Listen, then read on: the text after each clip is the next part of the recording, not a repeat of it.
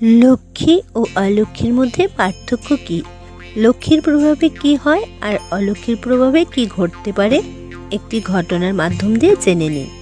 एकबार अलक्ष्मीर छोঁয়াতে श्रीकृष्णेर शरीर कालो हये जाय। श्रीकृष्ण जे अलक्ष्मीर काछे जाय अमनि अलक्ष्मी बोले, ताहले आपनि आपनार पराजय स्वीकार करे नियेछेन। श्रीकृष्ण बोलेन, आमि एखाने एई जन्य एसेछि, राधा आमाके पाठिয়েছে। यदि आमार कथा बोली आमि कखनोई एखाने आसताम ना। श्रीकृष्ण बोलेन, आमार हाथ धरो। अलक्ष्मी श्रीकृष्णेर हाथ धरे। श्रीकृष्णेर शुभ शक्ति ऐश्वरिक शक्ति अलक्ष्मी निजेर भेतरे टेने नेয় और श्रीकृष्णेर शरीर कालो हये जाय। এই ঘটনা দেখে দেবী পার্বতী রাধারানীর ভেতরে নিজের শক্তির সন্ধান করে দেন।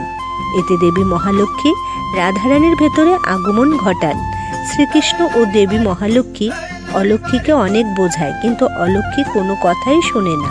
তখন মহালক্ষ্মী শ্রীকৃষ্ণের হাত ধরেন আর শ্রীকৃষ্ণের শরীরে প্রকাশের শক্তিতে ভরিয়ে দেন। এই ঘটনাটির থেকে এই বার্তাটি পাওয়া যায় যে শুভ অর্থাৎ লক্ষ্মী আর অশুভ অর্থাৎ হচ্ছে অলক্ষ্মী।